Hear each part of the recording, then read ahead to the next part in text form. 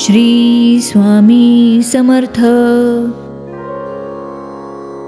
नमस्कार स्वामी भक्तांनो, तुम्हा सर्वांचं मनपूर्वक स्वागत आहे.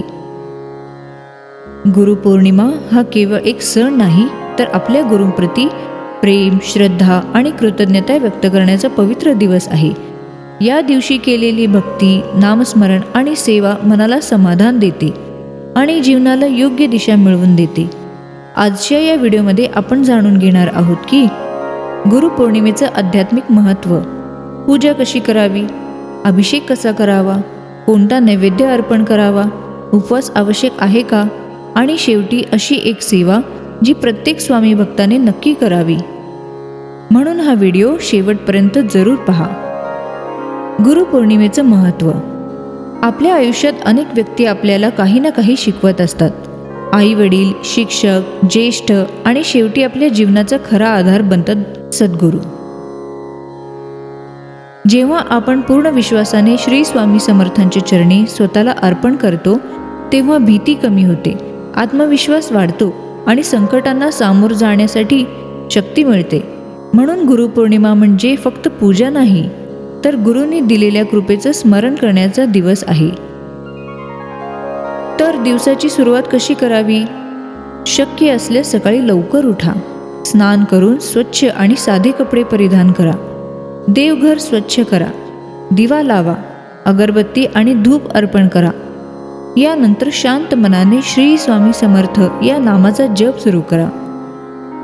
अभिषेक. जर घरी स्वामी महाराजांची मूर्ती असेल तर स्वच्छ पाण्याने अभिषेक करू शकता. ज्यांना योग्य वाटेल त्यांनी पंचामृताचाही उपयोग करू शकता. अभिषेक करताना घाई करू नका. मनात फक्त एकच भावना ठेवा, महाराज माझ्या जीवनाचा स्वीकार करा. नामस्मरण करत अभिषेक केल्याने मन अधिक एकाग्र होतं. पूजा. पूजा कशी करावी? अभिषेकानंतर गंध, अक्षता, फुले, हार, दीप, नैवेद्य अर्पण करा. यावेळी आपल्या मनात कोणतीही मागणी न ठेवता फक्त कृतज्ञता व्यक्त करा. नैवेद्य. नैवेद्य काय ठेवावा?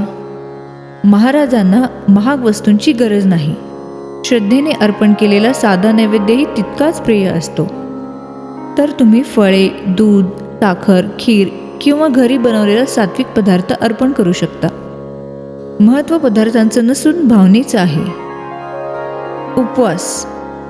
उपवास करायचा की नाही हा प्रत्येकाचा वैयक्तिक निर्णय आहे.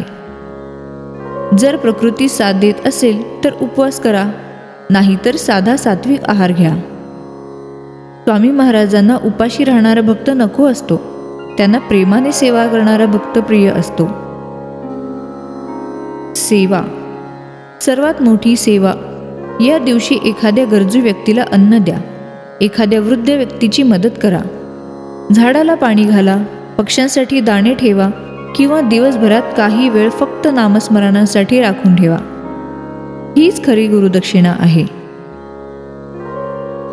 स्वामी भक्तांनो, गुरुपौर्णिमा हा बाह्य दिखाव्याचा दिवस नाही, हा अंतःकरण शुद्ध करण्याचा दिवस आहे.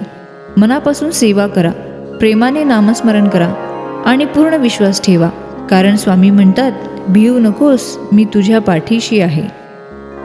जर हा व्हिडिओ तुम्हाला आवडला असेल तर लाईक करा, आपल्या स्वामी भक्तापर्यंत शेअर करा आणि अशाच आध्यात्मिक माहितीसाठी चॅनल सबस्क्राईब करायला विसरू नका. श्री स्वामी समर्थ.